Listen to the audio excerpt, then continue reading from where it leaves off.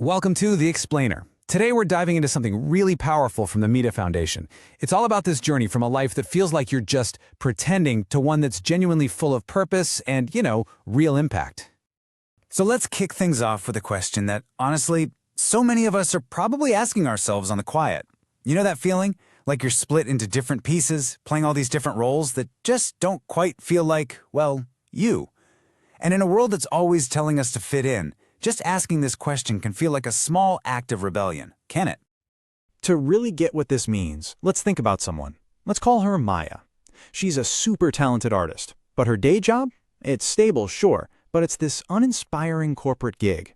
So she's constantly switching between these two versions of herself, the meticulous analyst from 9 to 5, and then on the weekends, the passionate painter comes out. And here's the thing, she's good at both, but deep down she just feels this split, this fragmentation that she can't shake. And that, right there, that's the core of what this framework calls the pretender's dilemma. Okay, so let's dive into that a bit more. This first part is all about recognizing the signs. I mean, how do you even know that you're living out of sync with who you really are? It's not always just a vague feeling. Nope, it shows up in very real ways, both in your body and in your mind. Yeah, our bodies and minds are basically sending up flares, red flags. When you're constantly wearing these masks for different situations, like being the always dependable manager at work or the perfect dutiful child with family, it's like you're in this constant, exhausting tug of war with yourself. And man, not just drains your battery, it can lead to feeling tired all the time, not being able to make a decision, feeling anxious, or even getting things like headaches and muscle tension.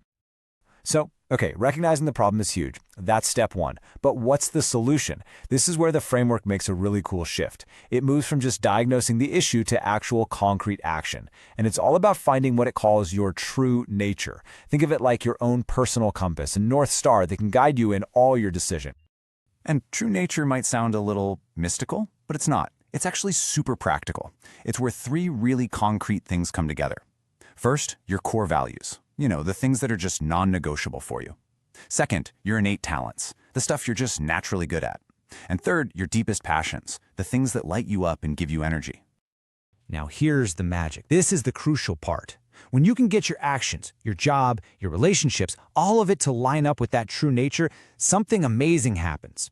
That internal conflict starts to fade away. Decisions get way easier to make, and you build this incredible emotional resilience because you're living from your own core, not just chasing what other people think you should be doing.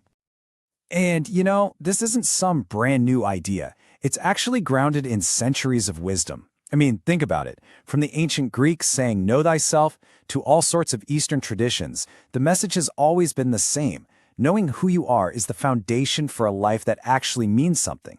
So the big question is, how do we actually do that? How do we put this into action? All right, so let's say you've figured out your North Star. That's huge, but that's the what. Now we need the how. Now comes the actual journey. And this next part is all about the toolkit, a few simple but really powerful steps to turn that self-awareness into real, tangible things you do every day. And these three steps, they really work together. First, you do a mask inventory. Basically, you get real about where you feel the most fake or misaligned. That gives you clarity. Then second, you adopt what's called a growth mindset, which is all about giving yourself permission to try things out, to experiment. And finally, you set goals that are actually aligned with who you are, which gives you a clear, motivating direction to head in. Check this out. This is one of the most practical tools in the whole toolkit, and it's so simple. It's just a tiny shift in how you talk to yourself. Instead of saying, "I can't do this," which is a total dead end, right? You just add one little word. "I can't do this yet." See that? That one word, yet, completely reframes everything. It turns a wall into a road. And this is where it gets really, really cool. Because this whole journey, it doesn't just stop with you feeling better. The core idea here is that when you start living authentically, you become a catalyst. You start a ripple effect that can actually empower and transform whole communities. Let me give you a real-world example. Just look at this number, 50. What do you think that number could possibly represent in this context? Well, that's the number of artisans in a village that was really struggling with drought. Through a workshop supported by MEDA, they figured out their community's shared values and passions. Turns out, it was weaving and caring for the environment. So they took that, and they created something called the Green Weave Collective, where they turn agricultural waste into textiles. And the result?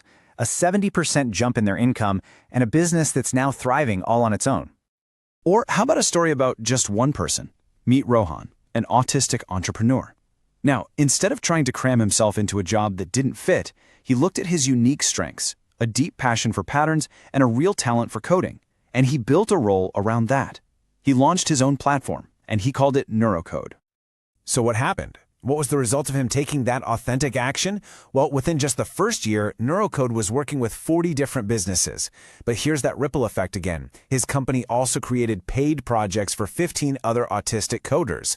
I mean, that's the power we're talking about, when just one person aligns their work with who they truly are.